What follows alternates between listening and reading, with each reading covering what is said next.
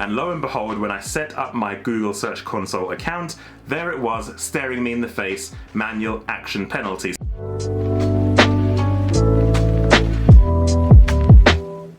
So here's a thinker for you.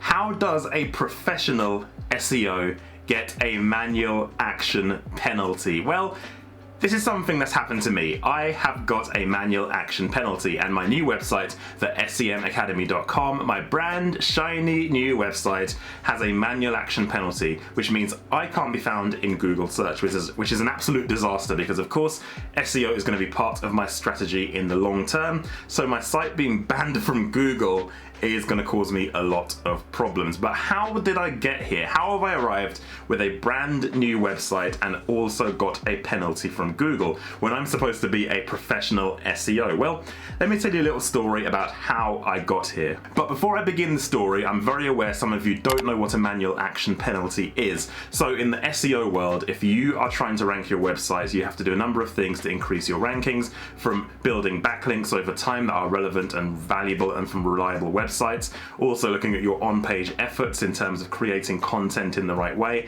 and of course your technical website performance as well, which can include page speed and the delivery of the content across the website, and many other factors. Now that's a fast speed tour of SEO in reality, but if Google deems you're doing a couple of things wrong in terms of your content and in terms of how you're building links, then they can issue what's called a manual action penalty, meaning Google have deemed your website is trying to rank using illicit or dodgy, should I say, SEO techniques, which means that Google are seeing your website as spam, which means they're going to ban you from Google. And that's what's happened to me. Now back to how I got this penalty for my website, the semacademy.com. Well, the problem is I purchased this domain this year in 2021. Now, to me, I didn't do my due diligence and check to see if it was an aged domain or a new domain. So I just bought the domain anyway because I was looking for a domain that matched my business name, and it was the only one free. You know, that's how it works. So when I purchased the domain, I of course added the Google Search Console so I could see how the domain performs and see if there are any issues with the domain. And lo and behold, when I set up my Google Search Console account, there it was, staring me in the face, manual action penalty. So before you even think I did any bad SEO on my website in terms of building dodgy links or creating spam content, I didn't.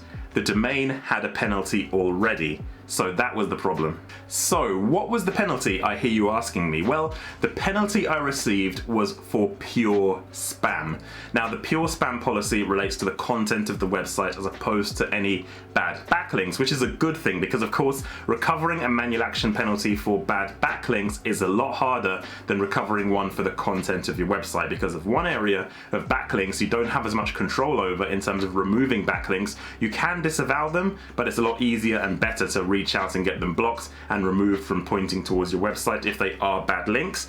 However, I had the pure spam manual action penalty, which covers kind of the content on my website. Google deemed me as generating spam content. But let's take a little look at the policy itself so we can understand what is meant by pure spam.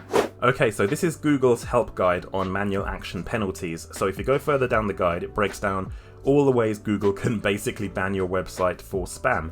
And as you go down, I've expanded already the pure spam reason for a manual action penalty. So this is where Google decide that your website is doing things outside of the webmaster guidelines, using aggressive spam techniques like automatically generating gibberish content, cloaking and scraping content from other websites, and other violations of Google's quality guidelines. So this again is a manual action penalty that you have a lot of control of if you own a website. So it looks like the person who owned this domain historically, and I may just put it back through the Wayback Machine to see if there's any evidence of this, has done some really bad SEO. And of course, based on the name of the website, they should have known better, because they're of course potentially an SEM training academy and they should have known better. So this is the guideline that has been violated on the domain and something that I need to fix. So that gives you some background to the penalty I received. So what happens next? Well, of course I have to go to Google and ask them to be re-included onto their index. So I wrote this message to Google to explain to them I purchased this domain from the point of view as a new website owner of the domain, and I didn't create any of the spam that was around when the website was first created, and then I have done everything in my power to make sure my content is good and no issues are with it, with any spam with any of my content. So Google have now got an apology from me basically saying, sorry, I didn't actually do any of this. I'm a new website domain owner. I purchased the domain this year, so please can I be included in your index? So I submitted it, off it went, and a few days later, I say a few, maybe a week later, Google have come back to me and said, yes, great, your website's back on Google, there's no issues with it at all, your manual action penalty has been removed.